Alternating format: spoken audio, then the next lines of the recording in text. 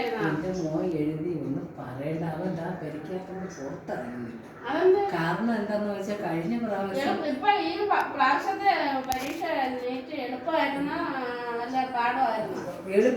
പഠിച്ചോണ്ട് പോയതൊന്നും അല്ല വന്നത്. അതാണ് കൊച്ചിന്റെ ഒരു വേദന. മോൻ എന്ത് ചെയ്യുമെന്ന് എനിക്ക് തന്നെ അറിഞ്ഞൂടാ. കഴിഞ്ഞ പ്രാവശ്യം കിട്ടിയ മാർക്കിന്റെ പകുതി പോലും കിട്ടിയിട്ടില്ല. ഉണ്ടായിരുന്നു. ഓ ഉണ്ടായിരുന്നു. ഇപ്പൊ അതിന്റെ ഒരു പകുതി കിട്ടുന്നില്ലല്ലോ, കിട്ടിയില്ലല്ലോ. ഇവരൊന്നും ശരിയല്ല. നീ വിട്ടത് എനിക്ക് കടുപ്പമായിരുന്നെന്ന് പറഞ്ഞാൽ ഇവർ പഠിച്ചോണ്ട് വന്ന് ചെന്നതല്ല വന്നത്. അവർക്ക് തോന്നിയതൊക്കെ അവരങ്ങ് ഇട്ട് പിന്നെ എന്തോ ഒരു ശത്രുക്കളായി. അതിലെ മൊത്തം കുട്ടികളടുത്താണ് കാണിച്ചത്. അതിനിപ്പോ കൊച്ചുങ്ങളെന്ത് കേസ് കൊടുത്ത് അതിന്റെ ദേഷ്യമാണ് ഇത് മൊത്തം. ഈ കുട്ടികളെ ഇത്രയും തൊലച്ചത് ആ ഒറ്റ വാശിയും വൈരാഗ്യമാണ്. അതിന്റെ ആവശ്യമില്ലായിരുന്നു. ഉണ്ടായിരുന്ന ആ കുട്ടി ഇപ്പൊ ഇനി എത്ര കുട്ടികള് തൊലച്ച് കുട്ടികളെ എല്ലാ ഭാവിയും തൊലച്ച്. എല്ലാ കുട്ടികൾക്കും ഇത് മാത്രമേ തള്ളവർക്ക് പറയാനുള്ളത് ഇത് മാത്രമേ ഉള്ളൂ. അവിടെ എങ്ങനെയുണ്ട് വിളിച്ച് മോക്ക് അവസ്ഥയാണ്. ഇറങ്ങുന്നുണ്ട്. പുറത്തിറങ്ങുന്ന എക്സാം പോയി അവിടെ പോയി കിടന്ന് 2-3 ലക്ഷം രൂപ കൊടുത്ത് പഠിപ്പിച്ച് ഇപ്പം കൊണ്ടുപോയി നെയ്റ്റ് എഴുതിച്ചിട്ട് ഇങ്ങനെ ഇത്രയും ഈ ഗവൺമെന്റ് ഇങ്ങനെ എക്സാം ഒക്കെ ഇട്ട് എന്തൊരു ചെയ്യാൻ പറ്റും? പഠിപ്പിച്ചെന്നറിയോ? അതിനാണ് ഇപ്പൊ കുട്ടികളെ എത്രയും പഠിപ്പിച്ചത്. എന്റെ മോൻ ആ അതിന്റെ അകത്ത് തന്നെ കരയല്ല, വിഷമിക്കണ്ട. പിന്നെ ഇപ്പൊ അവര് പറയുന്നുണ്ടല്ലേ, ഇപ്പൊ കഴിഞ്ഞ 2 വർഷം കൊണ്ട് ഇത് വന്നല്ലോ, ഒരു ഉക്രൈനിലൊരു പ്രശ്നം ഉണ്ടായില്ലേ?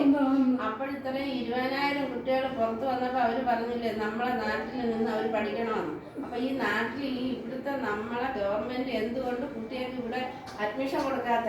ഇത്രയും പാടായ ക്വസ്റ്റ്യനോട് ചോദിച്ചാൽ എങ്ങനെ ഇരിക്കും കൊച്ചുങ്ങൾ? എങ്ങനെയാണ് അവർക്ക് ഒരു ഇതുപോലും ഇല്ലാത്ത ക്വസ്റ്റ്യങ്ങൾ ചോദിച്ചാൽ എങ്ങനെയാണ് അവരുടെ ഭാവി തോൽപ്പിച്ചിട്ട് അവിടെ പോയിക്കൂടെ, ഇവിടെ പോയിക്കൂടെ, വെളിയിൽ പോയിക്കൂടെ, അങ്ങനെ പോകില്ല ഇങ്ങനെ പോയതെന്ന് പറഞ്ഞാൽ എന്ത് ചെയ്യുമെന്ന് എനിക്ക് തന്നെ അറിഞ്ഞൂടാ. ഞാൻ എന്റെ മോനെ കൊണ്ട് ഞാൻ എന്ത് ചെയ്യേണ്ട? മോൻ പുറത്തിറങ്ങുന്നില്ല, ആകാരം കഴിക്കുന്നില്ല. അത് കുഴപ്പമില്ല, വേറെ ഏതെങ്കിലും വിട്. കഷ്ടപ്പെട്ടാണെന്ന് എന്റെ മോനെ കൊണ്ടുപോയി. എന്ത് പ്രതീക്ഷയായിരുന്നു എന്റെ മോനെ ഒരിക്കലും അറിയാം. ആ ഒരു മോനാണുള്ളത്. ഈ മോനെ കണ്ടാണ് ഞാൻ ജീവിച്ചത്. അവൻ ഇത് തന്നെ പഠിക്കണമെന്നുണ്ടോ? ഒന്നും പറയുന്നില്ല. ഞാൻ ആരൊക്കെ പറയണം?